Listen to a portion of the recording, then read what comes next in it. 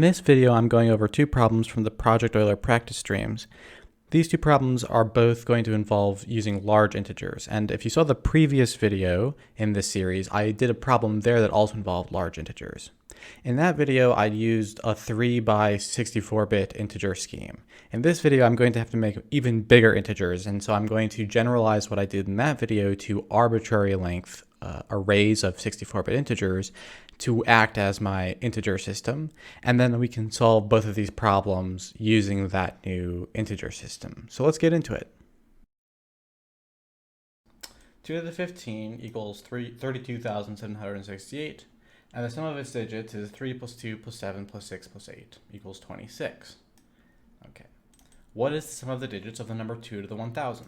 So my plan here is to modify the 64-bit by 3 integer system that I did in the previous video to create a variable length version of the same thing. One decision that I make is that I don't want to pass around the size of the buffer as a separate detail from the pointer to the buffer. I want just one handle that I can pass into a register that represents the integer. So in one of these integers, the first slot will always represent the size, which will mean that if I want to pass the number 0, I can put the number 0 in the size slot and do nothing else. If I need to pass a number that is just one U64, then I put a 1 in the size slot, and then a second slot contains the U64 value I want to pass. And then, if I need, 10 or 20 slots, I just put that in as the size and then use that many slots after the size to represent the number. It's also going to be a little endian. So for instance, if I have 10 slots, then the 10th slot into the buffer is the most significant slot, and therefore that most significant slot should not be 0 ever. If I have a 0 there, then I should have made the size smaller to indicate that the size of the integer that is meaningful stops at slot 9 or something smaller than that, right? So those are the details of how I want to organize the buffer, and the rest of it is just sort of tweaking the known algorithms that we already have to work on an arbitrary length loop and coming up with what to do when two integers that we're adding aren't exactly the same length. What do you do with the parts that extend past? I also ended up deciding that I want to do this as modifying in place, so I don't have to allocate a new buffer every time I do an addition or a multiplication.